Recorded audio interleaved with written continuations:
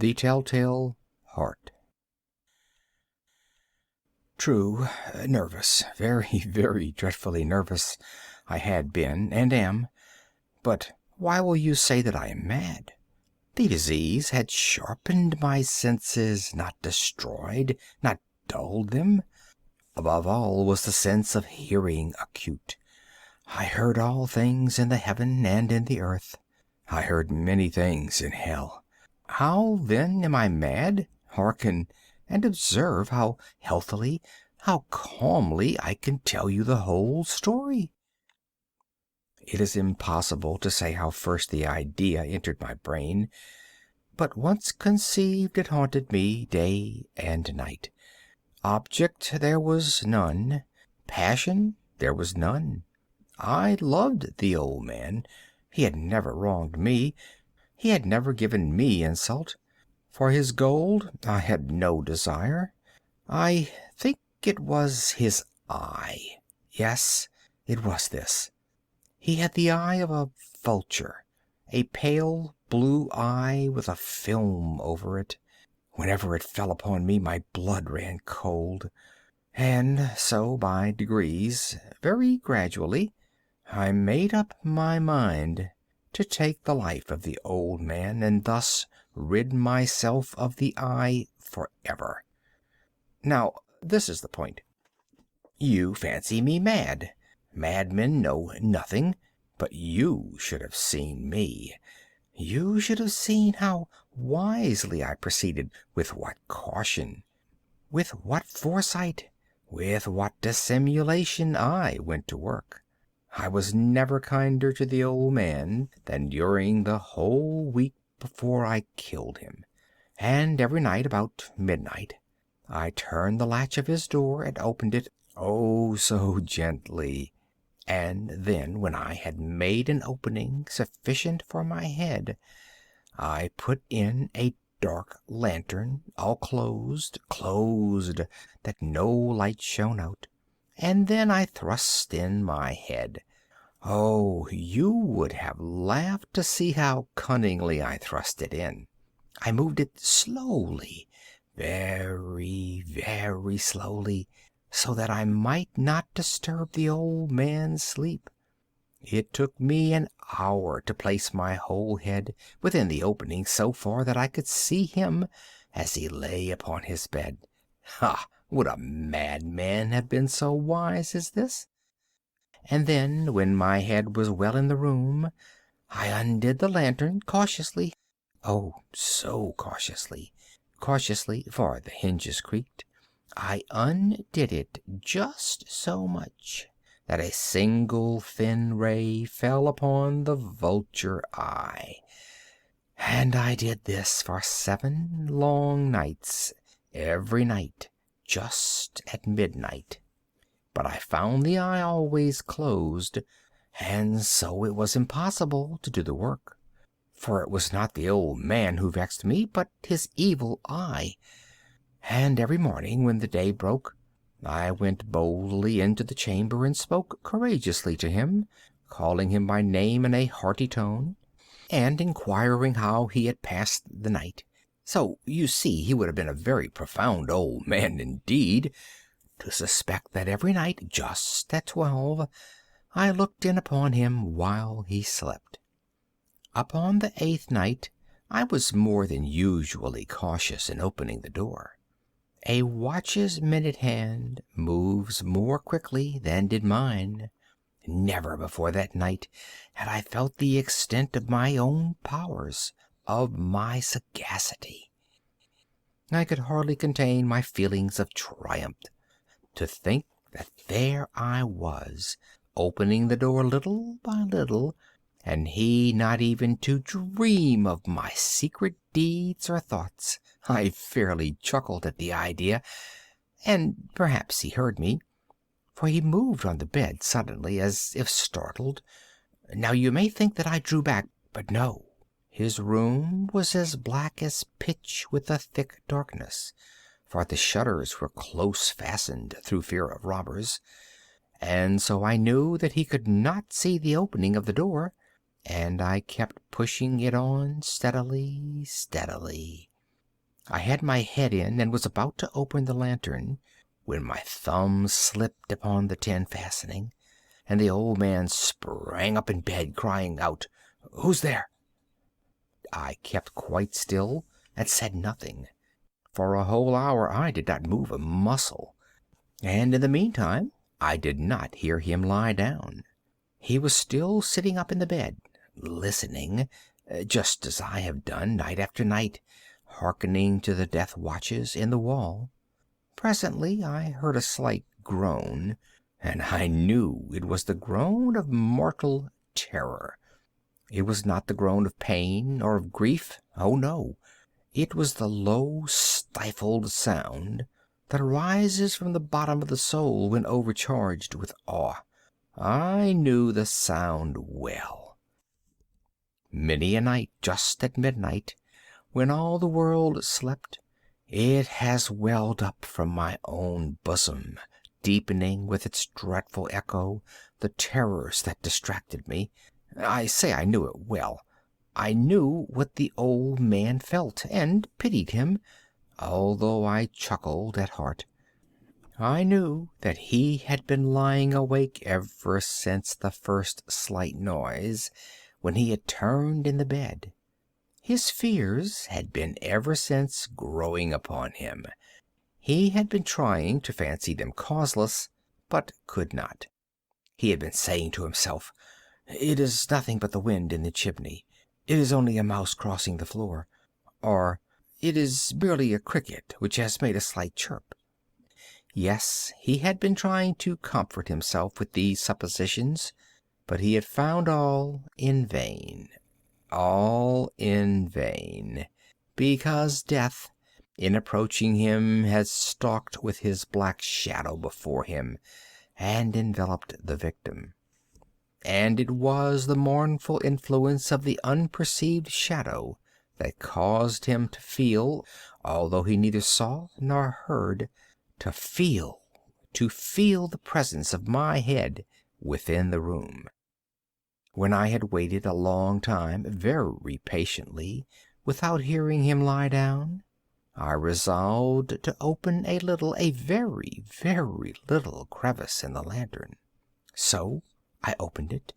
You cannot imagine how stealthily, until at last a simple dim ray, like the thread of the spider, shot from out the crevice and fell full upon the vulture eye. It was open, wide, wide open, and I grew furious as I gazed upon it. I saw it with perfect distinctness, all a dull blue with a hideous veil over it that chilled the very marrow of my bones. But I could see nothing else of the old man's face or person, for I had directed the ray as if by instinct, precisely upon the damned spot. And have I not told you that what you mistake for madness is but over acuteness of the sense? Now, I say, there came to my ears a low, dull, quick sound, such as a watch makes when enveloped in cotton. I knew that sound well, too. It was the beating of the old man's heart. It increased my fury, as the beating of a drum stimulates the soldier into courage. But even yet I refrained and kept still. I scarcely breathed. I held the lantern motionless. I tried how steadily I could maintain the ray upon the eye. Meantime, the hellish tattoo of the heart increased. It grew quicker and louder every instant. The old man's terror must have been extreme. It grew louder, I say, louder every moment. Do you mark me well? I have told you that I am nervous. So I am.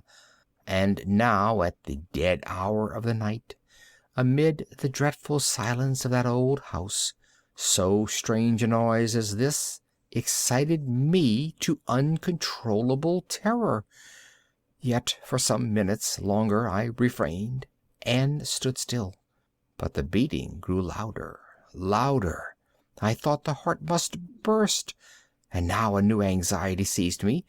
The sound would be heard by a neighbor. The old man's hour had come. With a loud yell, I threw open the lantern and leaped into the room. He shrieked once, only once. In an instant, I dragged him to the floor and pulled the heavy bed over him. I then smiled gaily to find the deed so far done. But for many minutes the heart beat on with a muffled sound. This, however, did not vex me. It could not be heard through the wall. At length it ceased. The old man was dead. I removed the bed and examined the corpse. Yes, he was stone dead. I placed my hand upon the heart and held it there many minutes. There was no pulsation. He was stone dead. His eye would trouble me no more. If you still think me mad, you will think so no longer when I describe the wise precautions I took for the concealment of the body. The night waned, and I worked hastily, but in silence. First of all, I dismembered the corpse. I cut off the head and the arms and the legs.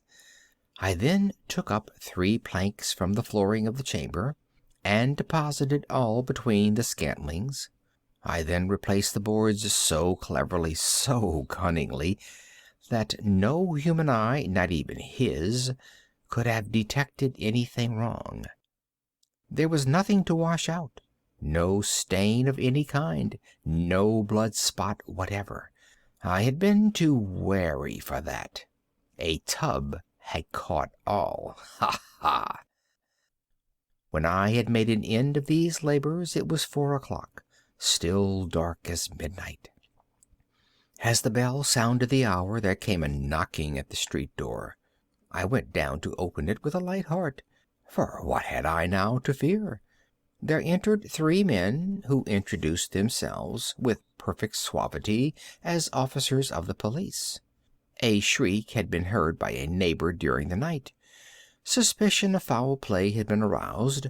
Information had been lodged at the police office, and they, the officers, had been deputed to search the premises.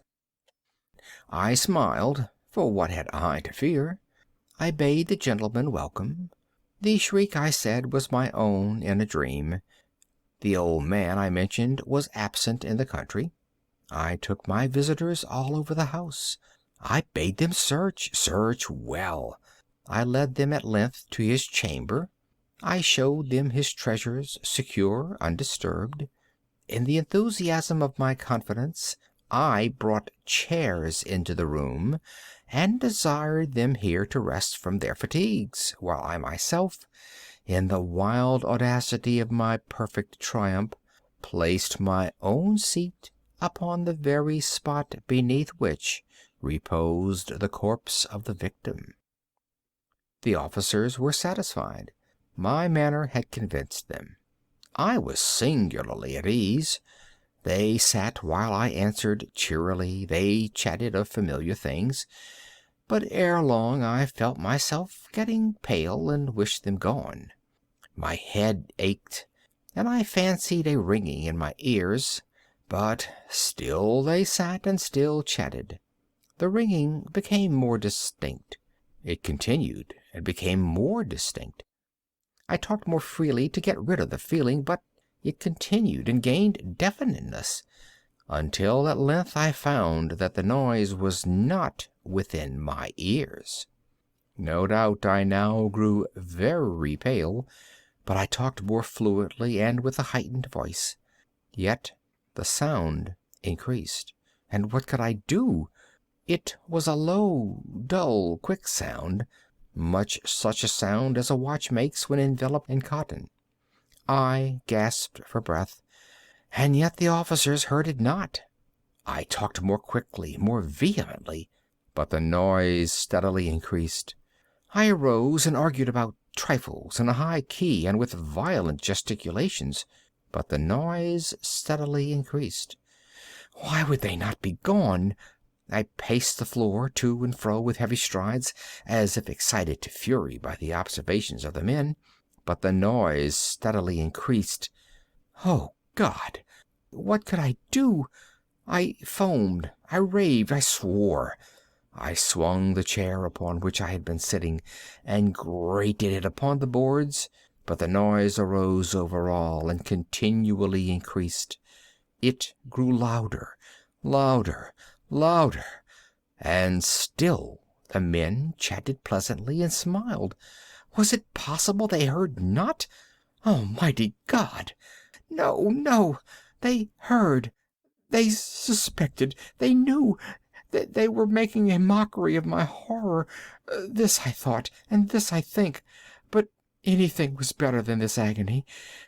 Anything was more tolerable than this derision. I could bear those hypocritical smiles no longer. I felt that I must scream or die, and now, again, hark! Louder, louder, louder, louder! Villains, I shrieked, dissemble no more. I admit the deed. Tear up the planks. Here, here. It is the beating of his hideous heart. End of The Telltale Heart.